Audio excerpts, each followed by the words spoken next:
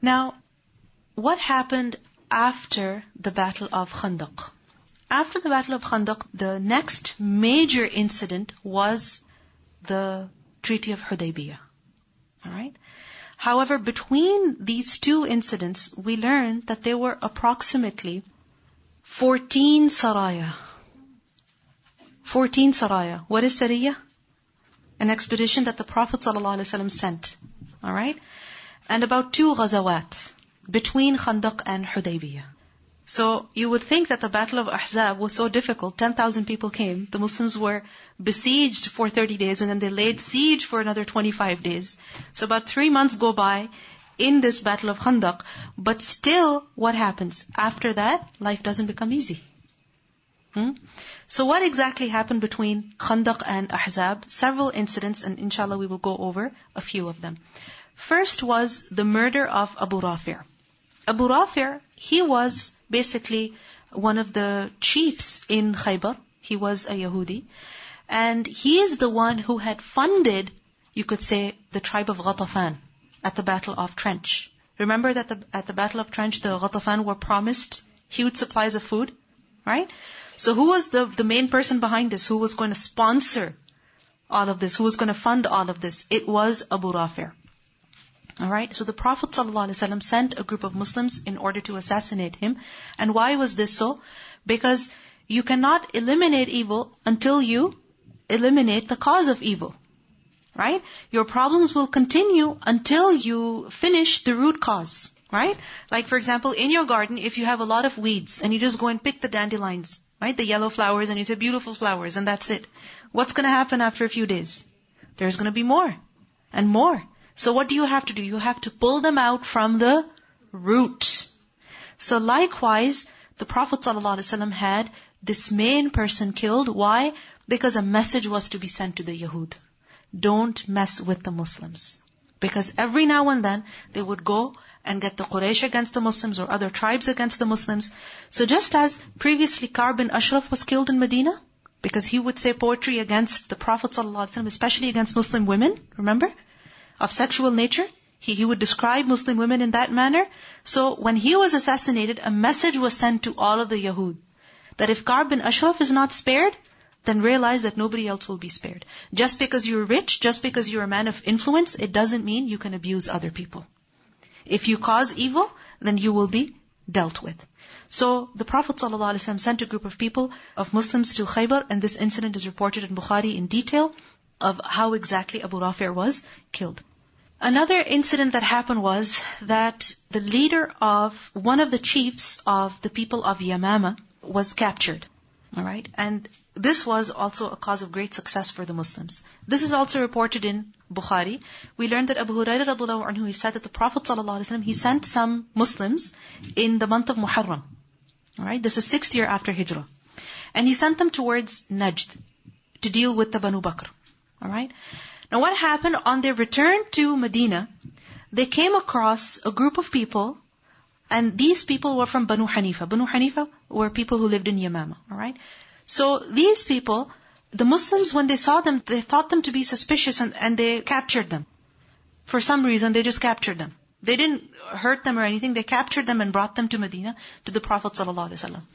Now when this group of people was brought, the Prophet ﷺ said, "Do you know who you have captured?" They said, "No."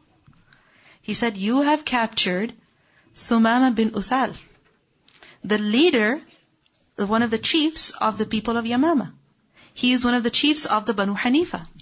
Now, Thumama bin Uthal was again no ordinary man. He was a leader, alright? He was wealthy. He was on very good, friendly terms with the people of Quraysh, because remember that Banu Hanifa was also a very huge tribe of Arabia. And they were also very much against the Muslims. It is said that Thumama bin Uthal had also gone at one point, he had also tried to come into Medina and kill the Prophet ﷺ. But he had not been successful. Some say that this time he was actually traveling to Medina in order to kill the Prophet ﷺ, but on the way he was captured. Allahu A'lam what exactly happened. However, the Muslims caught him. Now when they caught him, they brought him, the Prophet ﷺ said, "Okay, now tie him to one of the pillars of the masjid." Alright? Why? Because he's a prisoner. And tie him so that we figure out what's going to be done with him. Now, there was a reason why the Prophet ﷺ had him tied in the masjid. Who was Thumama? He was a leader. And he hated the Muslims. And he hated the Prophet ﷺ. And much of that hate was based on what? Pure ignorance. Right? Just what he had heard from the people. And he hated the Prophet ﷺ because of that. He hated Muslims because of that. He hated Medina because of that. So the Prophet ﷺ, by tying him in the masjid, he was giving him a chance to find out himself who Rasulullah ﷺ is, whom the Muslims are, what do the Muslims believe in, what do they do, how do they interact with each other. So this is why he is kept in the masjid. And when he's kept in the masjid, the Prophet ﷺ instructed the companions to treat him well. And it is said that in the morning, in the evening, the people would bring food to Thumama, alright? And even the Prophet ﷺ would send his own food to Thumama. So in a way he was being respected, he was being honored, that he's being served good food and he's being served the food of the Prophet ﷺ. Now the first day, the Prophet ﷺ, he went to Thumama and he said, "Ma indaka ya Thumama?" What do you think, O Thumama? Have you got anything to say? So Thumama, he said, "I have a good thought, O Muhammad ﷺ. If you should kill me, then you would kill a person whose blood money is very heavy. Meaning if you kill me, then you're going to have to pay my people blood money, and that's not going to be small. If you set me free, then you would do a favor to someone who's very grateful. If you set me free, your generosity will be acknowledged, it will be appreciated. And if you want money, if you want ransom, then ask. Ask what you want, you will be given." So you can see that Thumama, his response is very dignified. He's not begging for life. He's not a coward. Right? And at the same time, he's not so arrogant that he's, abusing the Prophet ﷺ verbally. Right? He says in a very straightforward manner that these are the three things that I think. If you kill me, this is what will happen. If you do this, then this is what will happen. And the Prophet ﷺ said, okay. And he left. Now what happened the next day? Again, the Prophet ﷺ went to him and he said, "Ma indak ya Thumama?" And Thumama said the same thing. The Prophet ﷺ left him. The third day, again the Prophet ﷺ went to him and he said, "What do you think, O Thumama? What do you have to say?" And Thumama said the same thing. Then the Prophet ﷺ said, "Let him go." He said, "Set him free." So what happened? The Sahaba set him free. And Thumama, basically, he got up, he left. And in the hadith in Bukhari, it is said that Thumama went to a garden of date palm trees near the masjid. He took a bath. And then he came back to the masjid. He entered the masjid and he said, "Ashhadu an la ilaha illallah wa ashhadu anna Muhammadur Rasulullah." And he said, "O Muhammad sallallahu alaihi wasallam, there was no face on the surface of the earth most disliked by me than your face. There was no face that I hated as much as I hated your face. But now, your face is the most beloved face to me. By Allah, there was no religion most disliked by me than yours, but now it is the most beloved religion to me. By Allah, there was no town most disliked by me than your town, but now it is the most beloved town to me." See what happened? His hate was based on pure ignorance. When he learned about the Prophet ﷺ, who Muhammad ﷺ really is, when he learned about what Islam really is, when he learned about what Medina really is, his hate turned into pure love and respect. And this is how hate is conquered. Right? By teaching people what they're ignorant of. Teach them. So what happened then? Thumama, he embraced Islam at this point, and then he asked the Prophet ﷺ if he could go. Because Thumama was actually on his way to Mecca to perform Umrah when he was captured. Alright? So Thumama said, "I left my house, alright, with the intention to do Umrah, and then I got captured. So should I go and continue my Umrah now? Should I go and complete it?" The Prophet ﷺ said, "Yes, go and complete your Umrah." So Thumama now goes to Mecca. He goes to Mecca to perform his Umrah, and when he says the Talbiyah, he says it differently. Different from what? From what the Mushrikeen used to say. Now when the Mushrikeen learned about this, that Thumama, the leader of the people of Yamama, he's saying the Talbiyah the way others say, he said, "Have you become a Sabi'?" Right? Because who was Sabi'? Someone who had abandoned their religion. This is what the Mushrikeen called Muslims, Sabi'un. Right? Have you become a Sabi? Thumama replied, no, I have embraced Islam. I believe in Muhammad sallallahu alaihi wasallam. It is said that at this point, the mushrikeen, they surrounded him, with their swords, and they were about to attack him, kill him, but they were hesitant because after all, Thumama was who? A leader of a very big tribe, Banu Hanifa. Right? So what happened? Somebody intervened and basically they calmed the situation down. But Thumama, radiallahu anhu, he got so angry with them, with the Quraysh, that he said, by Allah, not a single grain of wheat will come to you from Yamama. Because Banu Hanifa, they're the ones who sent food, alright, to Mecca. And also, they control the trade route. So they said, now no more food is coming into Mecca unless the Prophet ﷺ gives permission. If he gives permission, then food can come your way. If he doesn't, you can go hungry.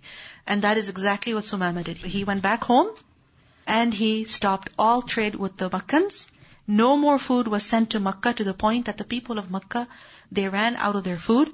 And then they began eating this mixture of camel blood and hair. Yes, that is what they used to eat in extreme, you can say, desperation, just to survive.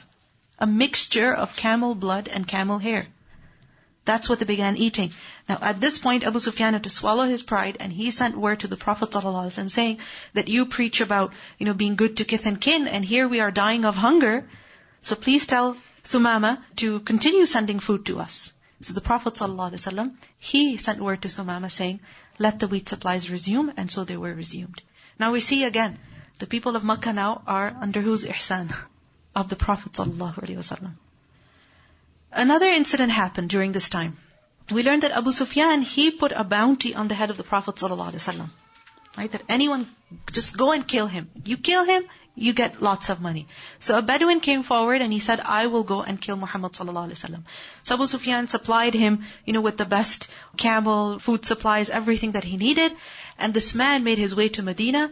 And when he got there, he pretended to be a Bedouin who was interested in Islam, in embracing Islam. But as soon as he came, the Prophet ﷺ, when he saw him, he said, this man, treachery is written on his face. So what happened? The Sahaba, they tackled him, they caught him, and in that, attempt to catch him, he was resisting, he was fighting back, a dagger fell out. And when that dagger fell out, the Prophet ﷺ said, reveal the truth. Why did you come? If you reveal the truth, you'll be spared. And if you don't, then we'll see what happens. So that man, basically, he told the Prophet ﷺ what had happened. Abu Sufyan had sent him, and he is the one who had sponsored him and promised a huge reward if he did so. So anyway, the Prophet ﷺ let him go. The man was so impressed that he also embraced Islam. Idfa' billati hiya ahsan. Another incident that happened was Ghazwa Banu Lihyan. What was the Ghazwa Banu Lihyan? Remember that in the 4th year of Hijrah, I mentioned to you earlier, the Prophet ﷺ had the chief of Hudayl executed. Why? Because of their preparation to attack the Muslims. They were preparing to attack the Muslims. One of the Muslims, he went to Hudayl, spoke to the chief, are you going? And he said, yes, I am. So he said, I'm going to come along with you. And then as soon as he got a chance, he killed him. Right? But the Banu Hudayl, they plotted with Adl and Qara. Right? And they got 10 Muslims to come from Medina. And what did they do then? 100 people from Banu Lihyan. Banu Lihyan were from Hudayl. Right? They surrounded those 10 Muslims. And what did they do? They attacked them. 8 of them died. 2 of them were sold to the people of Mecca. Right? So, these people, the Banu Lihyan, they needed to be disciplined. First of all, they were the ones trying to fight the Muslims. And secondly, they betray the Muslims. They kill, they have 10 of the Muslims killed, 8 of them directly, and 2 of them they sell to the Meccans who executed the Muslims, those 2 Muslims. So these people had to be disciplined. And another problem was that these people lived close to Mecca. The Banu Lihyan lived close to Mecca.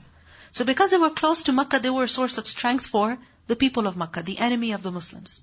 So if the Banu Lihyan were controlled, then what would happen? The circle of Muslims' influence, right, that would grow. So what happened? After the Battle of Khandaq, the time was right to go to Banu Lihyan. Why? Because you see, the people of Mecca, their strength is kind of broken. Their spirits have been broken after Khandaq, right? So what happened? The Prophet ﷺ, he left with 300 Sahaba for Banu Lihyan. Alright? Now remember, when the Prophet ﷺ left Medina, he didn't go straight to Banu Lihyan. He went in another direction. Because if he would go straight towards Mecca, towards Banu Lihyan, the Muslims would be hesitant. Why are we going in the mouth of the enemy? Right? So the Prophet ﷺ left Medina, going to a different direction, and then from there he turned towards Mecca, towards Banu Lihyan, and then the Muslims realized that we are on our way to dangerous territory. Right? This was also one of the ways that the Prophet ﷺ adopted. This is actually something that the Prophet ﷺ did very frequently. That when he would leave Medina, he wouldn't tell everybody where they were going. Why? Why? Okay. There were hypocrites among them that could cause problems. Yes? Yes, this is a test of obedience for the people. Any other benefit? Yes? Also, I think if you know you're going towards something scary, then over time you're just going to take yourself out. Exactly. What happens is that from far, something looks very difficult. Right? You don't want to do it. You're afraid of it. So if you're given the option, would you do it? You say, no way. Right? But once you have signed up and you're in it, then what happens? Gotta do what you gotta do. Right?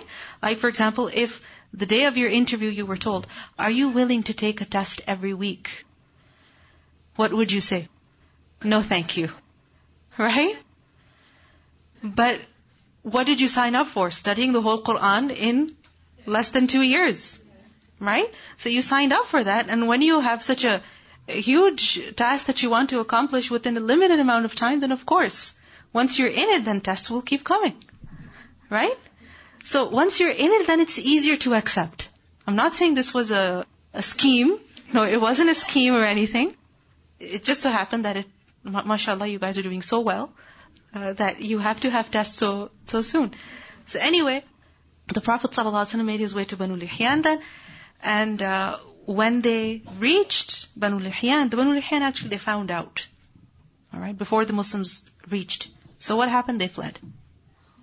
They fled. When the Muslims reached Banu Lihyan, the city was empty. Their town or wherever they lived, it was completely empty. But the Prophet ﷺ stayed over there for about 2 to 3 days. And it is said that when the Banu Lihyan they fled, they actually sent word to Mecca to send help. So what happened? Khalid ibn Walid was sent with a group of warriors, alright, to defend the Banu Lihyan and to fight the Muslims if there would be a need.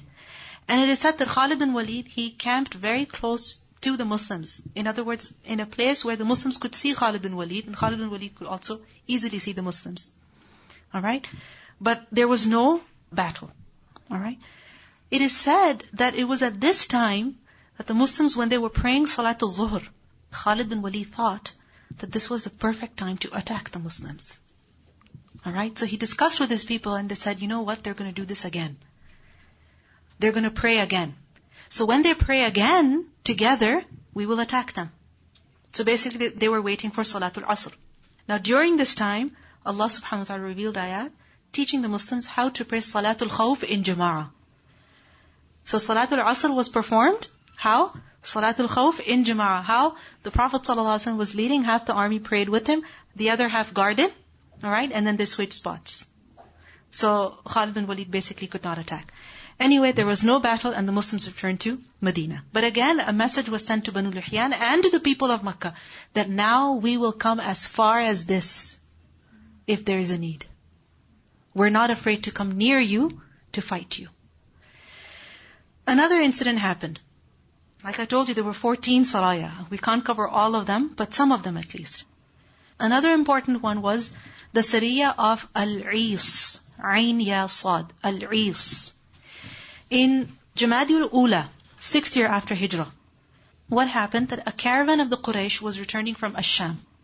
Now remember, if a caravan is returning, the Muslims, they made it clear to the people of Mecca that if you are, at war with us, then we will intercept your caravans. We will not let them go freely.